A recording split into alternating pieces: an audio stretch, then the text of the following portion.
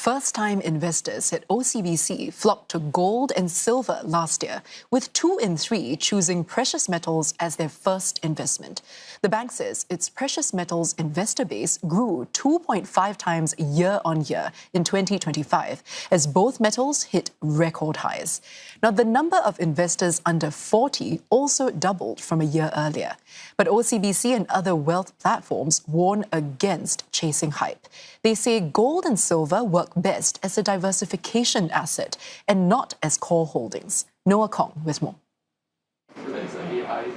Gold and silver are no longer seen as boring safe havens. OCBC says more new investors are now starting with precious metals instead of equities or unit trusts. Part of the appeal is the low cost to entry. Customers can buy paper gold or silver in real time from as little as 1/100th of an ounce, with silver priced at just about $1. For 24-year-old Lee Yong-eun, it was a way to start small. She began late last year with $100 in paper silver, then added around $1,000 more. Within a few months, she sold part of her holdings for more than double her initial purchase price. This was actually my first investment because I've only started working maybe about 6 months ago. So this is when I really started to look into investments. So before this, I haven't invested in any other equities. And as I mentioned earlier, maybe a S&P ETF unit is about like $500, but my initial tranche was only $100. So this was a lot more accessible in that sense. OCBC's head of group wealth management, Tan Siu Lee, cautions volatility can trigger sharp price swings. She says investing should focus on long-term wealth, not speculation. At digital wealth platform Endowus, interest in gold-related funds also picked up last year. Assets under advisory in gold-focused funds grew about 10 times in 2025, though forming a small slice of the platform's overall assets. Endowus also says it is onboarding a gold fund, backed by physical gold vaulted in Singapore.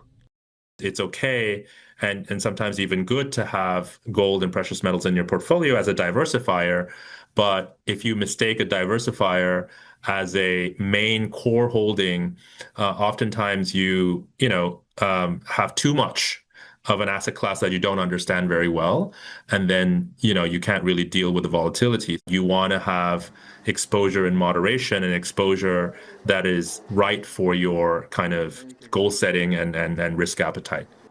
With geopolitical uncertainty and investors watching the US dollar closely, platforms expect interest in precious metals to persist.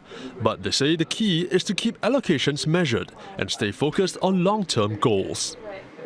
And to help us make sense of investment trends, I'm joined by Chin Hui Leong, who is co-founder and head of investing at The Smart Investor, a financial media platform. Hui Leong, welcome to the show.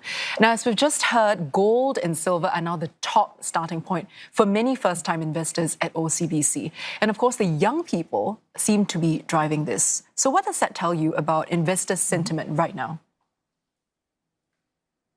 Well, I think we have to accept that gold has done really well since 2024. And when something does as well as gold has, I think it has gone from roughly about $2,000 per ounce to $5,000 per ounce within a very short period of time. It tends to attract interest, right? So I think if anyone who has invested in the last 2 years or so will be very happy. But what about new investors who are just coming in and looking at gold right now? I think the key here is about having the right expectations, right? What we see today for gold rising so much, this is a recent phenomenon. Over the long term, the returns of gold has not been as good as the stock market, for example. So to give you some numbers, the real returns for gold has been roughly about 0.64% real returns. And for the stock market, the US stock market in this case, it has been around 6.9% in real returns per year. Now, what this tells you is the stock price for gold can be volatile, which brings me to the second point. When you buy into gold, you have to have the right expectations, because what you are betting on is that someone else is willing to pay more for that gold which you bought, right? So this is a pricing game, and this is not a valuation game. And what this means is these prices can change from time to time. And you may see prices of gold falling by 20, 30% in very short periods of time. And you may not know what is happening because it simply means that someone else is no longer willing to pay that high price, right? So I think that having that right expectations is really important, especially for new investors. Yeah, you know, as they say, not all that glitters is gold. So what else is catching the eye of investors right now? Yeah, I'll be remiss if I didn't mention the Singapore stock market. And I think, like the gold, the Singapore local stock market has done extremely well, right? Now, there have always been popular stocks within the Singapore stock market. I'm talking about the local banks. If you mention the 3 banks in Singapore, I think anyone in Singapore would know who they are and are really invested. So, but on the other hand, what's interesting about the last 2 years has been how broad this rally has been. It's not just the banks, it's the telcos, it's the industrials, right? And it's the smaller caps and the mid caps below the SDI, the ones other than the 30 SDI components, which are also growing. And I think part of it, we have to credit the MAS's Equity Market Development Program, which has allocated 5 billion to shine a light on these areas of the stock market which is less explored.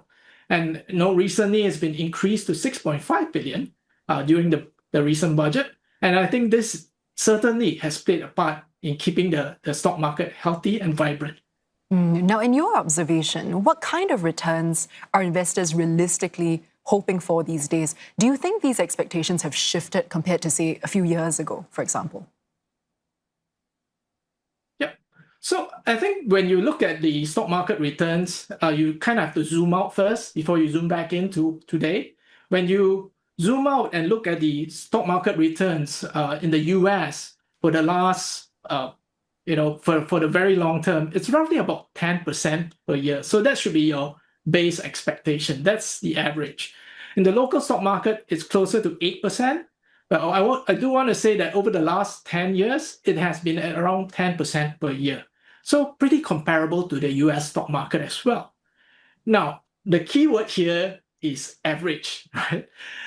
In theory, you should be getting 10% per year, but in practice, stock markets don't behave that way. There'll be years where the stock market does extremely well, like we saw in the last 2 years, and there'll be years where they don't do so well, right?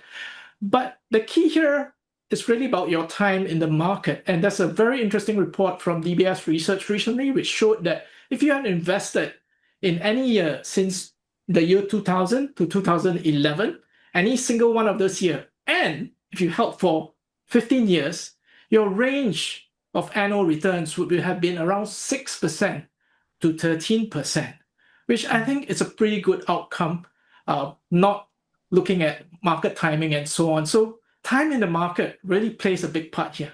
Yeah, so speaking of outcomes, very quickly before we go, when it comes to risk-taking as well as chasing higher returns, do you see any clear differences between younger and older investors? I don't think I want to paint all young investors and say that they like to take more risks, right? Or similarly, I don't want to paint with a broad brush that all elderly folk are not interested in riskier ventures. I've met 70-year-old investors who have minds of 20-year-olds. They're so eager to learn about new technology. They might be youngsters who receive a huge inheritance. And instead of growing that money, they might be looking to protect it, not necessarily grow it. And I think the key here is about the difference between getting rich and staying rich. And there's for people who have made their wealth over the last 2 years, a retiree, for example, who has done really well for the last 2 years, with gold prices going up, with stock market going up, they may look at what they have today and decide that, you know what, this is what I want, it's enough for me, I want to protect it, not necessarily grow it. And they might choose to invest in something boring, but safe, like bonds, right? Or you could have youngsters who are more open-minded because they're trying to build their wealth, they're accumulating their wealth. They may be more open-minded to try new ideas, new technologies like AI and so on. So I think that it's really driven by needs, and your needs can change over time. Right. Hui Leong, thank you so much for sharing your insights with us. I've been chatting with Chin Hui Leong from the Smart Investor.